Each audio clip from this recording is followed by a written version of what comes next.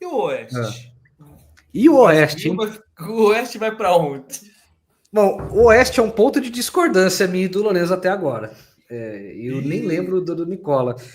Mas A assim, minha eu acho que tá mais com o do Lorenzo. o Linense, até segunda-feira, eu pensava, o Linense O Oeste. talvez seja o Oeste, desculpa, o Oeste. O Oeste não somente estaria na luta contra o rebaixamento, como eu pensaria se fosse o único time nessa última prateleira, porque não teria piores ou desse nível. Mas, olhando assim minuciosamente o time, tem jogadores, tem mais jogadores interessantes do que eu esperava, sabe? Eu acho o Tite um bom jogador, apesar dele ter perdido o gol que seria o gol mais importante do Oeste dos últimos anos. É o lance mais emblemático da 2 em anos, muitos anos, o gol que ele perde contra o São Nossa, Bento em não vou acreditar até 2022. hoje. Apesar disso, o Tite é um cara que eu gostaria de ter no meu time. O Mota, camisa 10, é um cara que eu, assim, toda vez que. Eu não sei se eu que dou sorte, mas toda vez que eu vejo pessoalmente, ele come a bola. Mas vem de lesão, hein? O Alex Reinaldo é um cara que dispensa apresentações. É que o Alex não deu tempo de entrar nas nossas considerações de top 50. Mas o Alex Reinaldo, tecnicamente, não deve nada para nenhum lateral direito nosso aqui. Nenhum, nada. Ele é assim. Tecnicamente, ele é o fino da posição aqui no nosso nível.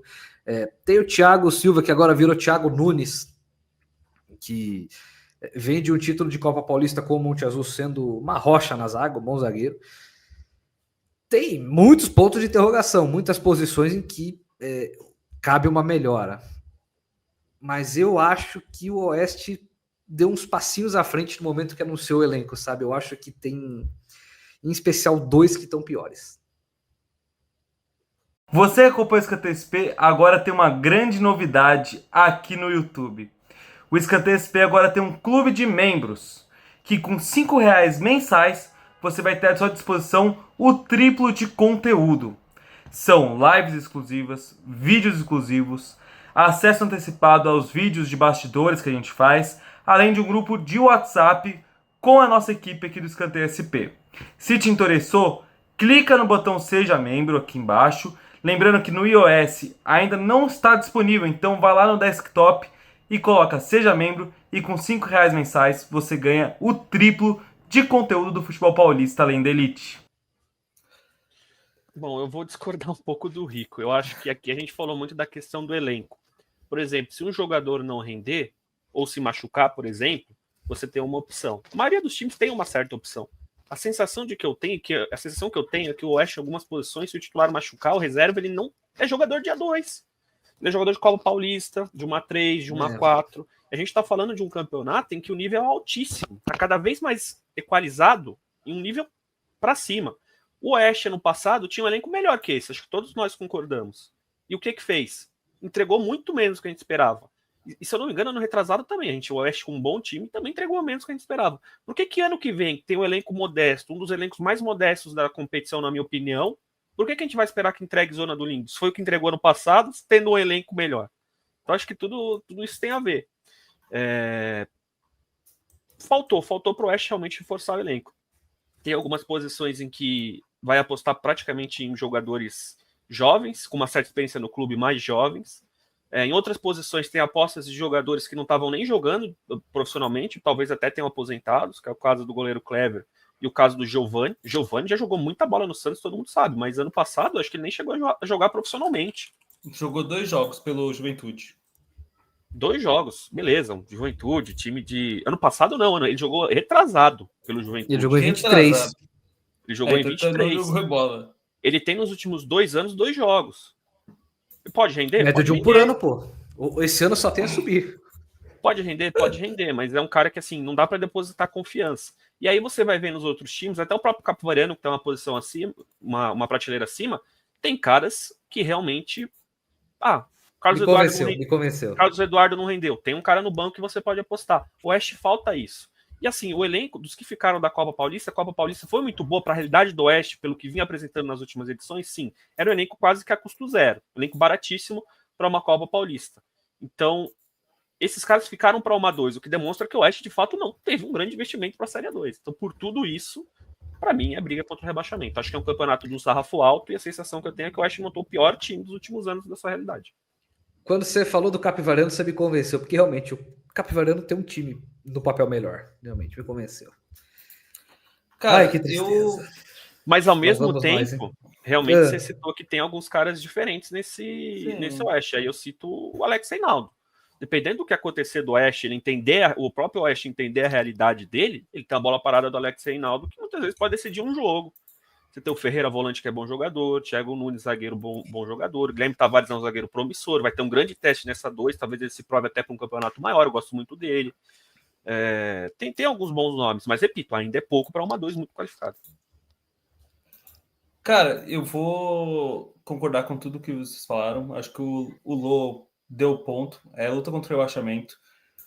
Sim, tem Alex Reinaldo, mas, cara, fora Alex Reinaldo, nenhum outro jogador me empolga nesse time do Oeste, assim, que eu fale, pô, esse cara é um diferenciado, assim. O Tite, de toda aquela geração muito boa do Oeste, é o que menos conseguiu dar passos para frente. É o menos que conseguiu subir, assim, crescer. E pega, cara, assim, com toda realidade, cara, o Giovânio, que hoje ele é quase mais um ex-jogador do que um jogador de futebol, cara. Um cara que fica 2 anos sem jogar futebol, com 32 anos de idade, cara, com todo respeito. É um cara que, pra mim, eu tenho muitas dúvidas se é um cara que vai fazer uma diferença tão grande numa Série A2. E um cara não é assim que ele estava jogando muito em 22 e 21. Cara, a última vez que ele jogou bola foi em 2015. Foi há 10 anos atrás. Foi a última vez que ele jogou bola. Quem acompanhou a volta dele pro Brasil depois da China, no Flamengo, tem engraçado, no Flamengo o pessoal falava que ele era igual rádio, ele não pegava nem AM nem FM, de tão fora do ar que ele ficava, cara. Porque ele ficava totalmente fora do ar, ele é um cara disperso dentro de campo. Então, para mim, nenhum dos reforços, sem ser o Alex Reinaldo, me chama a atenção. Para mim, essa equipe do Oeste briga forte. E aí eu vou voltar, para mim, o técnico do Oeste, com toda sinceridade, é o Lelê. Para mim, não é um técnico que consiga tirar leite de pedra com esse time do Oeste. E o impressionante é que o que o Lelê fez na 2 de 2021, exatamente. Ou 21 ou 22, eu não lembro. Acho que foi 21. 22, acho. Cara, ele fez um 22. time... O Marchiori não conseguia fazer aquele time jogar por nada. O que ele faz com aquele time é impressionante, cara. O Oeste vira uma máquina diante dos nossos olhos. Infelizmente, isso não aconteceu nos anos posteriores. Até que aconteceu em 2022 ali com o Oeste foi bem. Eu tô falando do Oeste que perdeu acesso em 21 para o São Bernardo. O Oeste de 22 também foi bem, mas desde então o Oeste tá numa queda. E eu vou contar só um parênteses para vocês. Eu não sou tão ateu de jogador voltando da aposentadoria desde que eu vi o Gil meter 7 gols pelo Juventus na 3 de 2015. O Gil estava com o mesmo porte físico que eu. E assim, o Juventus todo ano o Juventus tentava trazer um cara que estava meio aposentado e todo ano dava errado. O Juventus tinha trazido Tuta, tinha trazido quem mais, cara? Tô tentando lembrar aqui. O Tuta eu lembro. No ano seguinte não foi o Rosinei? Não, o Rosinei foi depois. O Rosinei até jogou bola, cara. Se o Rosinei tivesse naquele time, a gente tinha caído em último. Mas o que o Gil fez aquele ano, cara, vai que o Giovani é o novo Gil. Ainda tá mais novo e imagino que mais em forma. Mas de fato, o Lourenço me convenceu pela comparação com o Capivariano, cara. Para mim, o Capivariano é um time que tem mais condição de pegar G8. Porque o Capivariano, por ele estar na zona do limbo, ele vai brigar um pouco contra o rebaixamento. Provavelmente. Mas ele pode pegar um G8, ele pode pegar um alto G8 e ser campeão da 2. Oeste eu já acho que não. Sabe? Eu acho que é isso. Eu acho que o limite do Oeste é mais baixo. Ah, meu Deus, o que nós vamos fazer? Eu tô até falando só para tirar a dúvida aqui do Eduardo Sardinha. Eduardo, é mais fácil se vocês mandarem mensagem para mim lá, mandar mensagem lá no DM do Insta, pra gente não ficar caçando e não achar as pessoas. Então manda mensagem lá na nossa DM, pô. Mais fácil. Briosa. Nossa, que tristeza. A cara do Henrique respondeu tudo. Cara, a Briosa é luta contra o rebaixamento, né? Luta contra o rebaixamento, não tem como. A Briosa tem um... O Rico, se quiser falar, pode falar. Não, pode falar. Ele tá um velório, como a Ana falou quase. Velório. Se vocês olharem o elenco da Briosa, certos jogadores já se destacaram muito em A2. Tom, Sim. Charles, tem o Anderson Carvalho, que já passou pelo Santos, o Alisson, lateral direito, o Cezinha, que vem do Rio Claro, eles são bons nomes. Mas, repito, ainda é pouco para o que a Série A2 é hoje em dia, e algumas dessas apostas, que tendem a ser caras que vão ter que ser muito importantes para a Portuguesa Santista na competição, são jogadores que vêm de anos meio complicados, né? O Tom teve uma lesão grave também, acho que não foi no passado, ano retrasado, também não vem de tantos jogos. Ele perdeu 23 inteiro, voltou esse ano. Voltou ano passado, digo. O Charles também é um jogador que, cara, o acesso da Inter de Limeira em 19 passa muito por ele. Mas desde lá, principalmente nos com o João Valim. Com o João Valim nos últimos 2 anos, ele realmente não conseguiu jogar. Não sei se por lesão, não sei o que aconteceu, não conseguiu jogar. Então esses caras que têm que ter papel importante para a Portuguesa Santista são caras que, numa Série A2 de um nível tão alto, não sei se eu deposito tanta confiança. O Luiz Paulo, centroavante, a gente sabe que é um bom jogador, mas é mais um que vem de uma lesão grave, que não jogou ano passado inteiro. E ele também é o cara, vai ter que ser importante para o time, vai ter que ser muito provavelmente goleador. Então, a Portuguesa Santista tem muito cis para apenas conseguir se manter na divisão, porque eu acho que essa que tem que ser a meta. Dificilmente, com os jogadores que tem, vai conseguir mais do que isso. Então, para mim, hoje, sinceramente, com tristeza, porque, cara, é um time que eu gosto muito, um time que já recebeu a gente muito bem lá. A Portuguesa Santista é a principal candidata ao rebaixamento. A principal, para mim, tem mais possibilidade de cair do que o próprio Oeste. Eu acho que a Briosa... A Briosa é o seguinte...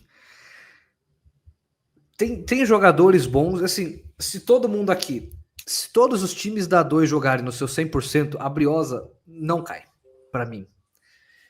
O problema é que isso é, como você disse, um si, do tamanho dessa sala aqui, do tamanho desse quarto. É até injusto, se a Briosa fosse um time de um orçamento maior, seria até injusto depositar tamanha necessidade em jogadores voltando de lesão, em jogadores que não fizeram temporadas muito boas no ano passado, em jogadores que precisam achar de novo ali o seu bom futebol. Tem jogadores ali no meio que são ótimos jogadores a nível de A2. O Cezinha é um dos 6, 7, 5 bons laterais esquerdos que essa A2 tem. E se a Briosa por acaso não cair, eu tenho certeza que muito vai passar por ele. Eu tenho certeza que muito vai passar pelo Tom, que assim, 10 anos atrás, até menos, 6, 7 anos atrás, é um senhor atacante a nível de A2. Se ele recuperar aquele futebol de 5 anos atrás, de 10 anos atrás, ele não somente tira a Briosa do rebaixamento, como ele é o candidato artilheiro do campeonato. O Luiz Paulo, se ele tiver inteiro, é um cara para fazer 5, 6, 7 gols também, mas todos esses jogadores, exceto o Cezinha, que é uma certeza que vai jogar bem, tem um si antes. E isso é um pouco difícil, sabe? Eu repito, sabe? Não é problema dos jogadores, mas eu acho que é até injusto botar, por exemplo, nas costas do Luiz Paulo que ele precisa meter 6 gols esse ano na 2. Uma expectativa mais justa para ele seria, Luiz Paulo, você retoma a forma aqui, tudo dando certo, você é nosso titular no final do campeonato, quem sabe numa Copa Paulista, tu tá voando. Eu acho que é até um pouco pesado demais, assim, é um cara de muita qualidade, é só um exemplo, claro, é um cara de muita qualidade, mas, puta, ele tá voltando de uma lesão pesada. O Tom voltou no passado. A Briosa tem caminhos para não ser rebaixada. Porra, a Briosa tem caminhos, quem sabe, dando tudo muito certo para pegar G8. Mas hoje, a Briosa começa um passinho atrás. Eu acho que até de todos os outros clubes, porque a Briosa anunciou 2 zagueiros. A Briosa, mais um apareceu hoje no vídeo, até coloquei na arte. Então, mas é um zagueiro secreto? 2 apareceram. Bruno Azevedo e o Sorriso. E o Sorriso, eles 2. Também nada que assim eleve tanto o nível. O Bruno Azevedo é bom jogador, mas é mais um que jogou muito pouco ano passado. Não anunciaram. E assim, pelo que a gente tinha de anúncio, a Briosa ia começar o campeonato com 2 zagueiros. Se um deles se machucar hoje, descer a escada e se machucou, quem joga na zaga? Um lateral improvisado? Um volante improvisado? Eu acho que é isso. Eu acho que a Briosa tem caminhos para não cair. Tem caminhos para fazer uma 2 bem competente. Mas hoje começa um passinho atrás. Ali dos times fora da zona do limbo. Não acho menos time que o Oeste, por exemplo. Acho que o Oeste tem... Por exemplo, a Briosa não tem o Alex Reinaldo. A Briosa não tem o Mota se estiver inteiro. Mas o 11 dividido por 11 ali, eu acho que tem até mais time do que o Oeste. O que eu queria citar é que essa Portuguesa Santista lembra muito o Lemense de 2020. O Lemense caiu em 2023, né? 2023. 2022 o Lemense mudou, saiu da Atibaia, foi pra linha, presidente Alexandre maluco, empolgado, distribuindo dinheiro, vou contratar, pagar jogador, jogou no Flamengo, jogou Henrique Brocador, o Brocador. Celcinho, Celcinho, e deu no que deu. Não pagou a rapaziada, faltou grana, quase classificou, mas o que aconteceu? Criou uma dívida em 22 e ela precisou ser paga ao longo de 2023. E aí o que aconteceu? Não teve caixa financeiro para montar um bom time para 2, caiu para 3. Para mim, a Portuguesa Santista é a mesma coisa. Fez um 2023 legal, título da Copa Paulista, e vamos usar o dinheiro da Copa do Brasil, 750 mil garantidos, para a gente montar uma equipe para subir. Nós vamos subir ano que vem. E montou a equipe para subir. Apesar de todos os problemas, né? Durante a competição teve o dinheiro da premiação da Copa do Brasil bloqueado por conta de um ex-presidente que, segundo ele, a Portuguesa Santista tinha dívidas com ele, então o dinheiro foi bloqueado e a Portuguesa Santista não conseguiu recurso financeiro para pagar essa rapaziada. Essa rapaziada deu sangue, mesmo apesar de os bons meses de salário atrasados que tiveram lá, e eu acredito que talvez ainda tenham, chegou na semifinal e perdeu acesso nos pênaltis. Só que agora a Portuguesa Santista vai passar o que o Lemense passou em 23. Vai ter que usar do ano de 2025 muitas vezes para você, através dos recursos de uma Série A2, pagar as dívidas que ficaram do ano passado. Aí o que acontece? Falta orçamento para montar o elenco desse ano. Então, essa é a realidade da Portuguesa Santista, infelizmente. Por isso que o pessoal deve achar, ela sai de briga pelo acesso para a luta contra o rebaixamento. Por um pênalti, cara. Esse é todo o contexto. Por isso que na análise que a gente fez do desempenho da temporada, que a gente postou no Instagram, a gente colocou a Portuguesa Santista abaixo, porque a gente sabia que o 2024 da Portuguesa Santista ia afetar o 25. E aí, só para finalizar a parte de Briosa, esse é o momento do torcedor sair da casa dele, comprar o ingresso, chegar 1 hora antes no estádio e fazer de Eurico Mursa o inferno para o adversário. Porque, assim, eu já tive o prazer de ver o meu time subindo de divisão com o time cotado para não cair. Deixa eu remover. Eu já tive não existe acesso mais gostoso do que um acesso com um time ruim. Não que a Briosa seja um time ruim. O time que eu vi o Juventus subir anos atrás, em 2012, era pior. Mas é muito legal quando você conquista um acesso na raça. Ou até mesmo quando você começa o campeonato achando que vai cair e não cai no grito. É muito legal. E esse é o momento do torcedor abraçar a Briosa. Assim, o torcedor Eurico Mursa sempre abraça, mas esse é o momento de realmente ir no jogo, seja de quarta, seja de domingo, porque o caldeirão de Eurico Mursa pode ser o 12º jogador que não entra nessa tabela. Pode ser o 12º jogador que o Oeste não tem, que o Capivariano não tem, que outros times que podem estar ali na briga por G8 não tem, e que pode fazer a diferença. O burro da Central. Meu Deus. A cara do Henrique novamente já explica tudo o que esperar do Taubaté. Cara, o que esperar do Taubaté? Eu acho que além de qualquer análise que a gente possa fazer sobre o elenco, o Lorenzo até foi embora. Eu vou até dar uma olhada nas redes sociais do Taubaté para ver se eu não tô ficando louco. Mas... entrei no site do Taubaté, inclusive. Deixa eu fechar. Vou aproveitar que eu tô aqui, vai. Esse é meia. Porque a minha preocupação com o Taubaté é uma. Na verdade, são 3. que é o número de atacantes que o Taubaté tem anunciado para 2. O Taubaté tem o total de 3 atacantes anunciados. O Maiquinho e o Lucas Venuto para as pontas e o Luan para a centroavância. E se um deles se machucar? E se um deles for expulso na estreia? Bota meia no ataque, bota volante na meia.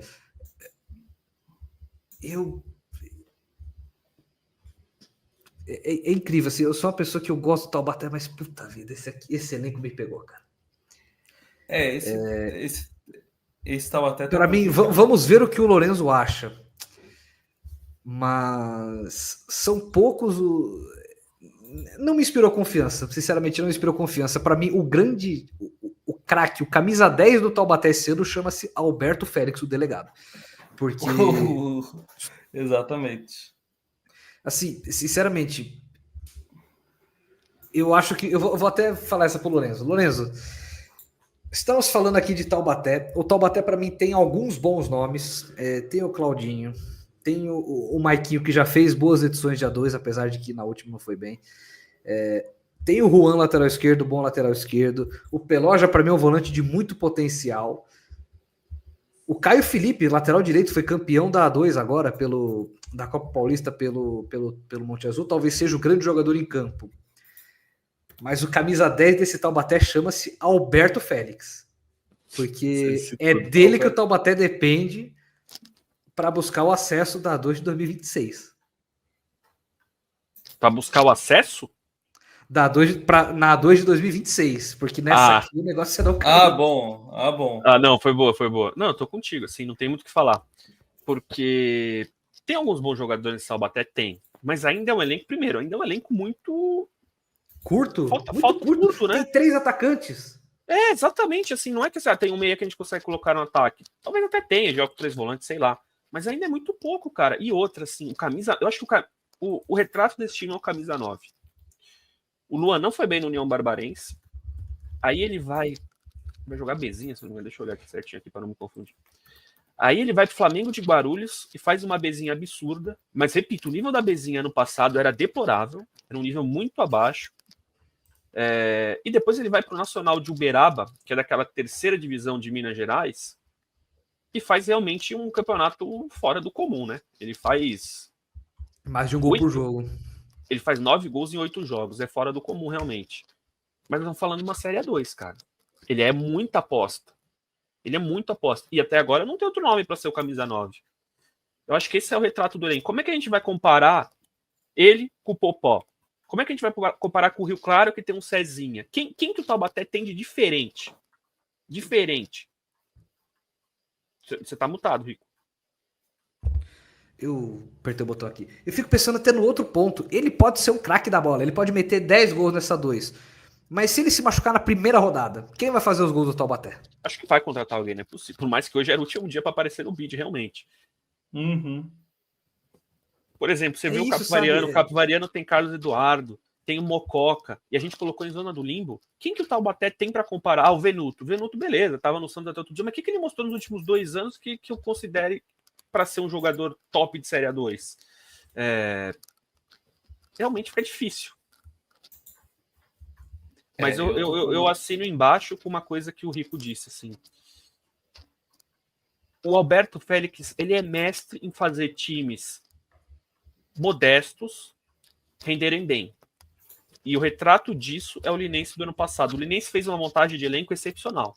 Sabia que não tinha grana, contratou jogadores com uma boa minutagem no ano passado, muitas vezes em times, talvez sem tanta expressão, campanhas muito ruins numa Série D do Campeonato Brasileiro, por exemplo, e esse conjunto de jogadores de 22 a 27, 28 anos se encaixou muito bem na mão do Alberto Félix, só que ainda assim o Linense ficou fora do G8, por mais que tenha brigado durante todo o campeonato para classificar.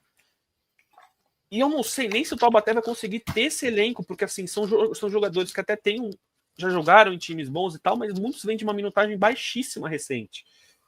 Então, cara, por todo esse cenário de campeonato, é luta contra o rebaixamento.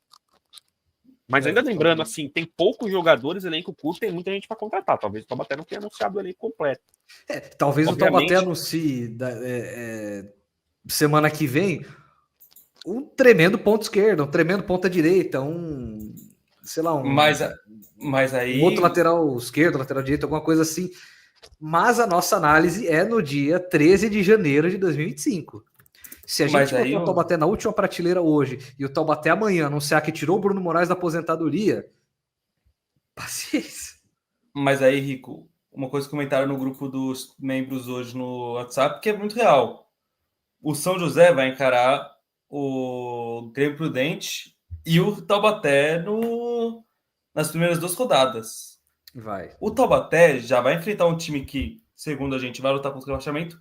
E o Clássico. O ponta direita não tem que chegar depois do Clássico. Ele tem que chegar antes do Clássico. Exatamente. Não adianta chegar terça-feira, chegar segunda-feira. Eu vou até abrir o vídeo e ver se alguém apareceu. Ele domingo tem que estar vestido a camisa 7 do Martins Pereira. É verdade. E assim, o Taubaté é um time que absolutamente não inspira a confiança do chat. Cara, eu acho que é o primeiro. Eu acho que dos times que a gente comentou até agora é o que o chat está mais pessimista. É que a gente não teve comentários sobre a Briosa especificamente. Pelo menos não que eu tenha visto, porque eu tô com a tela cheia aqui.